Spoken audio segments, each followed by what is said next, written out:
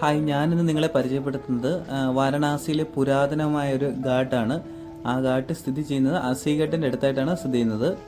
ഹാരിശ്ചന്ദ്ര ഘാട്ടിൻ്റെ ഐതിഹ്യം പറയുന്നത് ഹാരിശ്ചന്ദ്ര രാജാവ് ഇവിടെ എത്തുകയും അദ്ദേഹം ഇവിടെ സമയം ചെലവഴിക്കുകയും ചെയ്തു എന്നാണ്.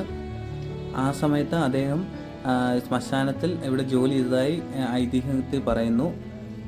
ഹിന്ദു മതവിശ്വാസ പ്രകാരം ഹാരിശ്ചന്ദ്ര ഘാട്ടിൽ നമ്മൾ ദഹിപ്പിച്ച് കഴിഞ്ഞാൽ നമുക്ക് മോക്ഷം കിട്ടുമെന്നാണ് വിശ്വസിക്കപ്പെടുന്നത്. അതുകൊണ്ട് ഇന്ത്യയുടെ വിവിധ ഭാഗങ്ങളിൽ നിന്ന് ഇങ്ങോട്ടേക്ക് മൃതദേഹങ്ങൾ കൊണ്ടുവരുന്നുണ്ട്. വാരണാസിയിൽ നമ്മൾ മൃതദേഹങ്ങൾ ദഹിപ്പിക്കാൻ നമുക്ക് രണ്ട് സ്ഥലമാണുള്ളത്. ഒന്ന് മണികർണിക ഘാട്ടും രണ്ടാമത് ഹാരിശ്ചന്ദ്ര ഘാട്ടുമാണ് ഉള്ളത്. ഹാരിശ്ചന്ദ്ര ഘാട്ട് നമ്മുടെ മെയിൻ കാശി വിശ്വനാഥ ടെമ്പിളിൽ നിന്ന് ഏകദേശം 1 കിലോമീറ്റർ മാറിയാണ് സ്ഥിതി ചെയ്യുന്നത്.